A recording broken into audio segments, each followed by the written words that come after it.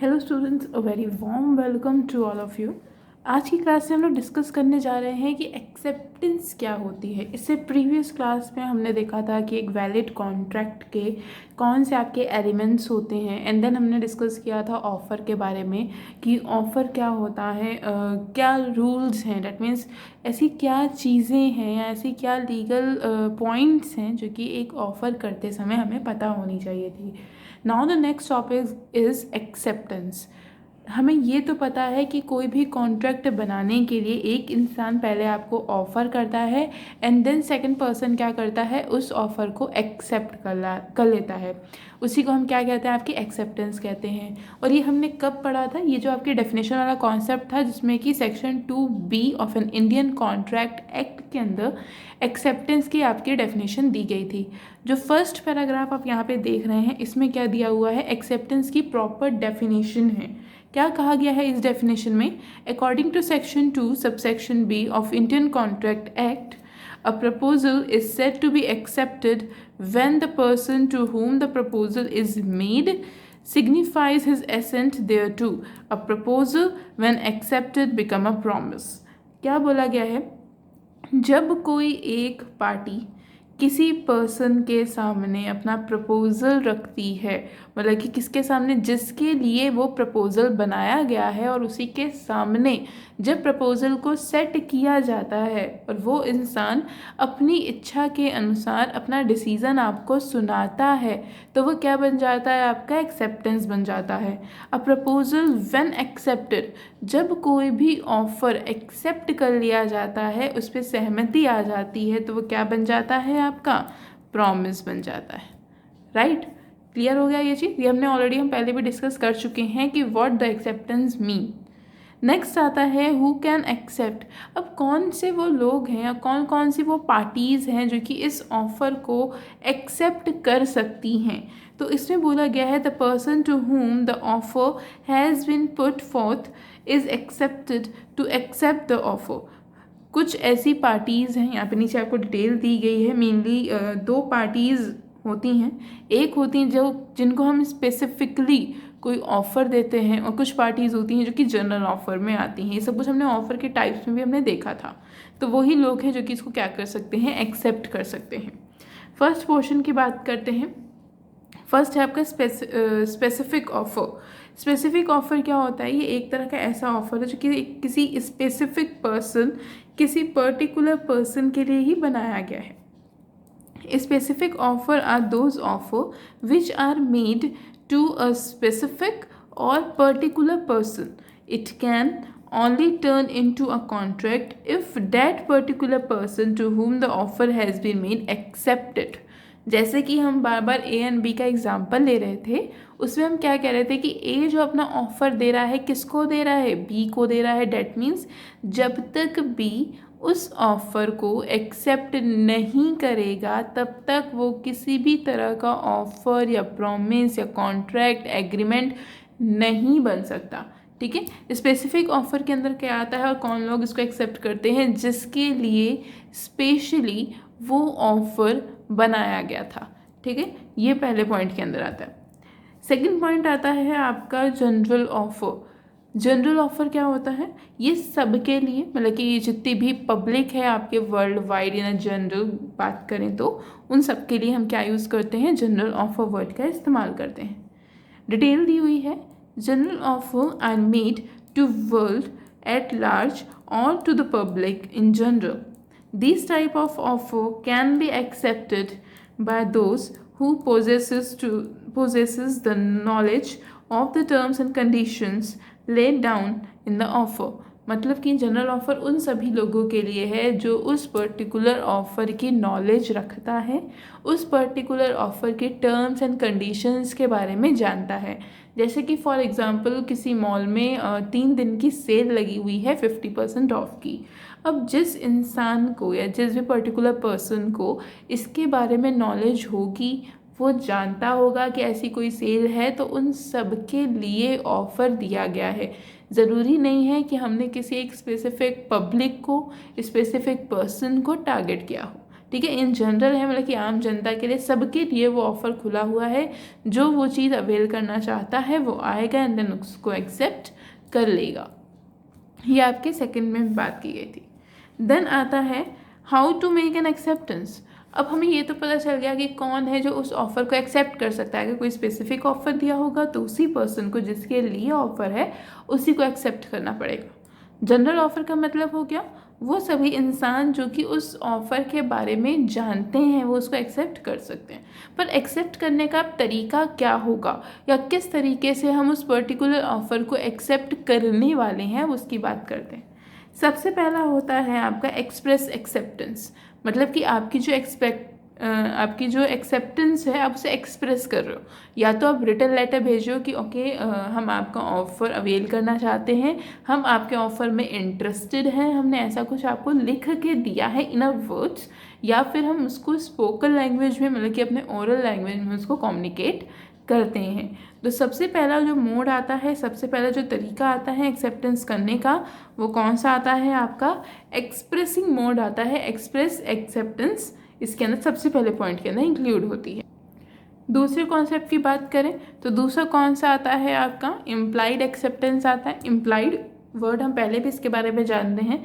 जब हमारा कोई एक्शन, हमारा बिहेवियर या हमारे द्वारा किए गए कोई भी वर्क जो हमारा एटीट्यूड दिखाता है, या उस पर्टिकुलर टाइम पे जो सर्कमस्टांसेस थे या जो सिचुएशंस थी वो क्या होती हैं, इम्प्लाइड एक्सेप्टेंस के अंदर इंक्लूड हो जाती हैं। An implied acceptance is inferred from the action or circumstances of the other party in a particular case. जैसे कि हमने वो बस वाला एग्जाम्पल लिया था, अगर आपको याद हो, जब हम डेफिनेशंस पढ़ रहे थे, जब हम इन कॉन्सेप्ट्स के बारे में जानने की कोशिश कर रहे थे, तब मैंने एक बस का एग्जाम्पल लिया था, ऑटो वगैरह का भी एग्जाम्पल्स था, जिसमें कि क्या होता है, एक बस आके आपके सामने खड़ी हो जाती है ना, आप उसमें जाके चढ़ जाते हो, उसमें बैठ जाते हो एंड देन अपने डेस्टिनेशन पे पहुंच जाते हो। वो क्या होता है, एक तरह का इम्प्लाइड एक्सेप्टेंस होता है। इम्प्लाइड क्यों? क्योंकि ना तो आपने उससे ऑफ़र सुना, ना तो आपने बोल के या रिटन फॉर्मेट में उसको बोला कि हाँ ठीक है हम उस एरिया तक जाना चाहते हैं। अब बस क्या हुआ, आप उसमें चढ़ गए और जाके बैठ गए। डैट मीन्स जो आपकी एक्सेप्टेंस थी वो किसके ज़रिए दिखाई गई, आपकी एक्शन के द्वारा दिखाया गया, राइट। ये है आपका इम्प्लाइड एक्सेप्टेंस। दूसरा आता है नेक्स्ट टर्म जो अब हम पढ़ने वाले हैं, नेक्स्ट कॉन्सेप्ट जो अब हम पढ़ने वाले हैं, वो है essentials of a valid acceptance. जिस तरीके से हमने ऑफ़र के कुछ रूल्स पढ़े थे कि किस कंडीशन में ऑफ़र किया जा सकता है या किस कंडीशन में ऑफ़र को हम वैलिड बोल सकते हैं, उसी तरीके से एक्सेप्टेंस के भी कुछ इसेंशियल्स होते हैं, कुछ पॉइंट्स होते हैं। पहला पॉइंट आता है आपका absolute and unqualified. Absolute and unqualified आपका सेक्शन 7 सबसेक्शन 1 के अंदर दिया गया।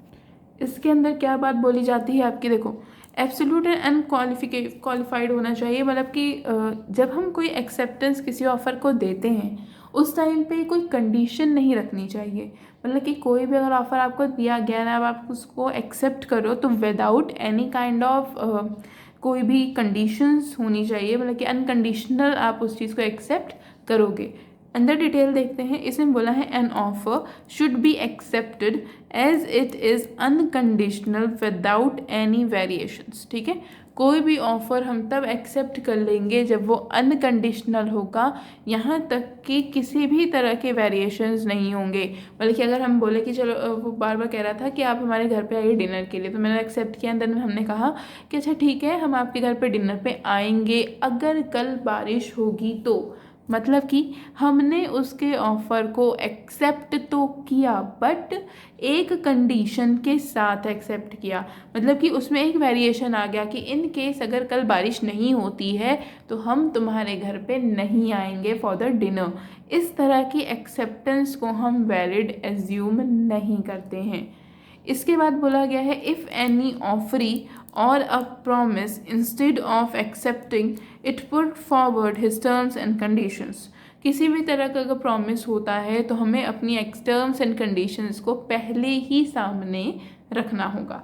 ठीक है, ये पॉइंट यहाँ पे रखा जाता है। दूसरा क्या होता है, प्रिस्क्राइब्ड मैनर में आपको एक्सेप्टेंस देनी चाहिए। प्रिस्क्राइब्ड मैनर में एक्सेप्टेंस देने का क्या मतलब है, सबसे पहले section 2 subsection section 7 sub section 2 के अंदर इसको डिफाइन किया गया है। प्रिस्क्राइब्ड मैनर का क्या मतलब होता है? जिस तरीके से आपसे एक्सेप्टेंस मांगी गई है आपको उसी तरीके से एक्सेप्टेंस को देना होगा। एग्जाम्पल ले लेते हैं हम, जैसे कि काफ़ी सारे बच्चे हैं जो कॉम्पिटिशन्स के एग्ज़ाम्स फिल करते हैं, जैसे कि आप लोग में से ही काफ़ी लोग होंगे जो एसएससी बैंकिंग वगैरह की प्रिपरेशन करते होंगे। अब उसमें क्या होता है, जब आप उसमें अप्लाई करते हो तो जो कंडीशंस बोली जाती हैं कि पेमेंट आपको इंटरनेट बैंकिंग से करनी है, डेबिट कार्ड क्रेडिट कार्ड से करनी है, तो आप वो वाला मोड एक्सेप्टेंस के लिए फ़िल करोगे। अब ऐसा नहीं है कि आपसे मांगा गया है कि आपको ऑनलाइन पेमेंट करनी है और आप उनको कैश डिलीवर कर रहे हो, ठीक है, ऐसा नहीं होता। आपके फॉर्म को एक्सेप्ट नहीं किया जाएगा। किस कंडीशन में एक्सेप्ट किया जाएगा? जब प्रिस्क्राइब्ड मैनर, मतलब कि जो चीज़ बोली गई है जब आप उसी कंडीशन में अपनी एक्सेप्टेंस प्रेजेंट करोगे तभी उसको हम वैलिड मांगेंगे, ठीक है। कौन कौन से मैनर्स इंक्लूड होते हैं? 2 तरह के हैं। सबसे पहला है, if the proposal does not prescribe the manner in which it is to be accepted.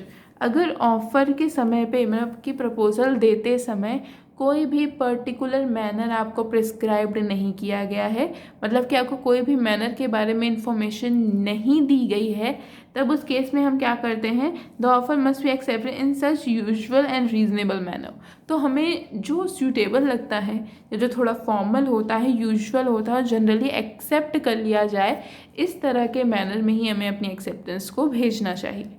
दूसरा, अगर किसी तरह का प्रिस्क्राइब्ड मैनर आपको दिया गया है, बताया गया है, तो आपको क्या करना पड़ेगा, उसी मैनर में ऑफ़र के लिए एक्सेप्टेंस को आपको भेजना पड़ेगा। फॉर एग्ज़ाम्पल, 2 पार्टीज़ हैं, 2 बिजनेसेस हैं जो कि ट्रेड करती हैं, एंड एक पार्टी ने क्या किया है, आपको ऑफ़र दिया है किसी भी काम को करने के लिए। तो आपने क्या किया, उसने साफ बोला था कि आप जब इसके एक्सेप्टेंस हमें भेजेंगे तो बाया मेल आप हमें मेल करेंगे अपनी एक्सेप्टेंस को। आपने क्या किया, मेल करने की जगह उसे लेटर भेज दिया। तो ये कोई मैनर नहीं है उसकी एक्सेप्टेंस का। वो आपकी एक्सेप्टेंस को कभी भी सर्टिफाई नहीं करेगा। क्यों नहीं करेगा? क्योंकि उसने आपको बोला था कि बाया मेल ही हम इसको एक्सेप्ट करेंगे, ठीक है। तो ये चीज़ आपको ध्यान देने वाली है कि एक्सेप्टेंस हमें किस तरह से करनी है, प्रिस्क्राइब्ड मैनर में। जो तरीका आपको बताया गया है उसी तरीके में आपको क्या करना होगा, एक्सेप्टेंस का काम करना होगा।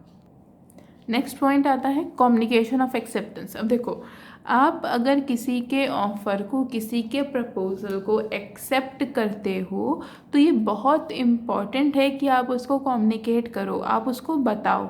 चाहे आप एक्सप्रेस करो या चाहे आप इम्प्लाइड मेथड का यूज़ करो, बट एटलीस्ट आपको अपनी जो एक्सेप्टेंस है वो कन्वे करनी होगी, बतानी होगी, जो आपका ऑफर है जिसने आपको प्रपोजल दिया है। अब देखो, ऐसा नहीं है कि सामने वाला जो इंसान है वो अंतर्यामी है और आपकी फेस एक्सप्रेशंस को देख के या आप शांत थे तो उसको समझेगा हाँ ठीक है हमने एक्सेप्ट कर लिया।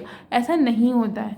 तो नॉर्मली जो लॉ कहता है उसके अकॉर्डिंग आपको अपनी एक्सेप्टेंस को दूसरे के सामने एक्सप्रेस करना ही पड़ेगा, कन्वे करना ही पड़ेगा, चाहे आप किसी भी मोड से क्यों ना जाएं।